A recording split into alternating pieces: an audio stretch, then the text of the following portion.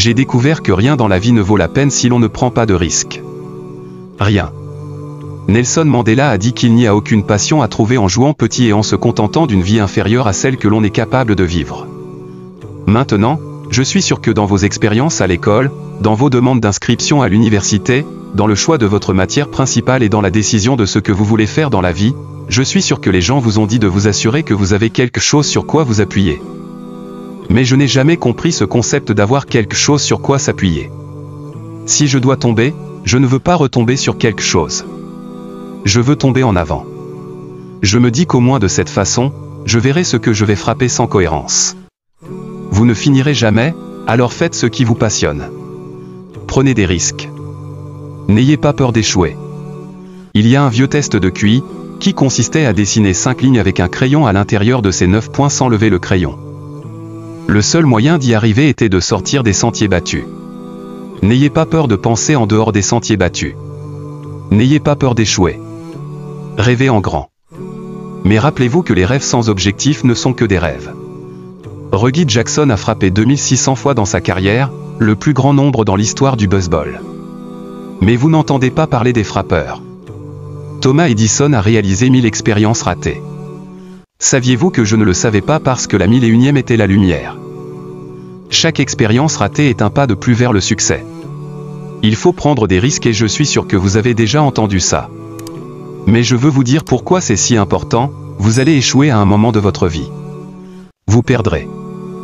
Je sais que ce n'est probablement pas un message traditionnel pour une cérémonie de remise des diplômes, mais je vous dis de l'accepter parce que c'est inévitable dans le métier d'acteur.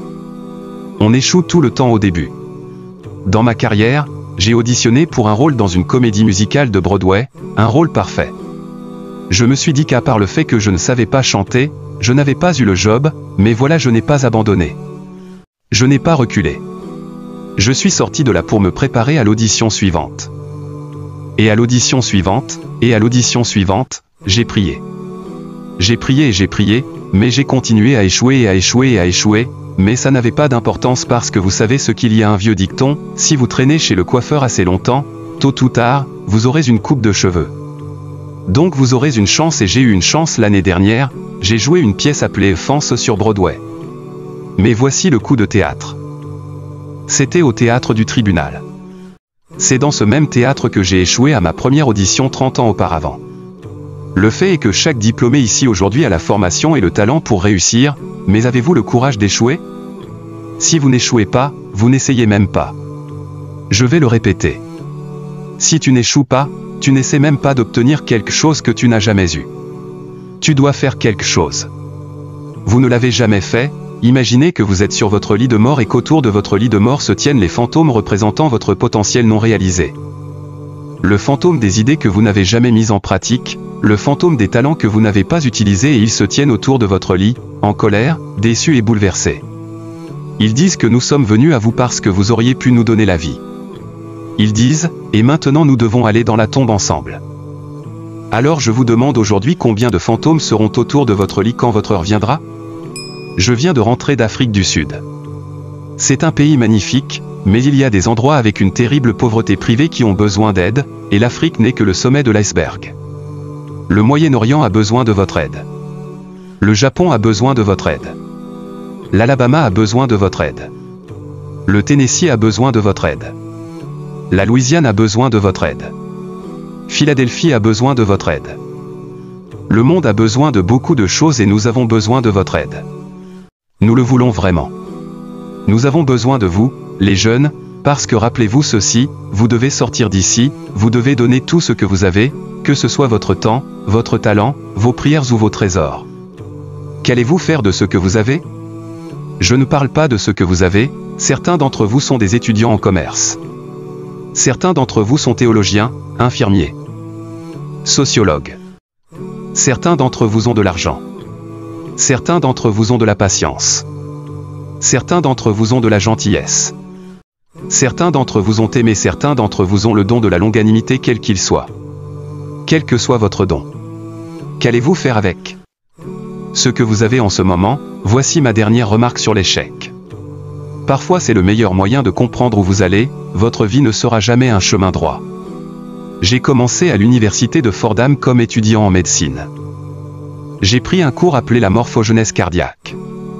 Je ne pouvais pas le lire, je ne pouvais pas le dire, je ne pouvais sûrement pas le réussir, alors j'ai décidé de m'orienter vers la prépa droit, puis vers le journalisme, sans aucune orientation académique. Mes notes sont parties dans leur propre direction. J'avais une moyenne de 1,8 et l'université m'a très poliment suggéré qu'il serait peut-être préférable de prendre un peu de temps pour moi. J'avais 20 ans. J'étais au plus bas et puis un jour, et je me souviens du jour exact, le 27 mars 1975, j'aidais ma mère dans son salon de beauté.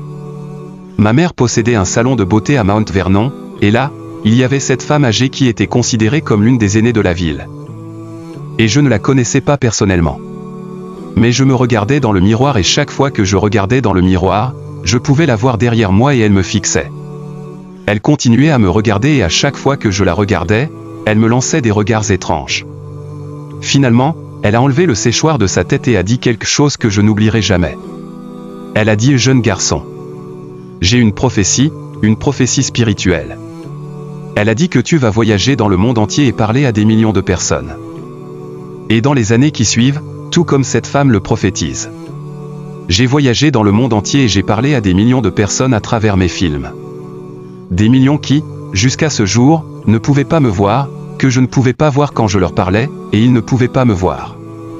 Ils ne pouvaient voir que le film, ils ne pouvaient pas voir le vrai moi, mais je vois la jeunesse aujourd'hui et je suis encouragé par ce que je vois. Je suis renforcé par ce que je vois.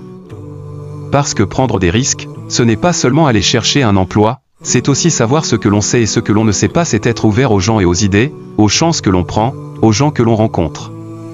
Vous aimez la foi que vous avez, c'est ce qui va vous définir. Ne te décourage jamais. Ne te retiens jamais.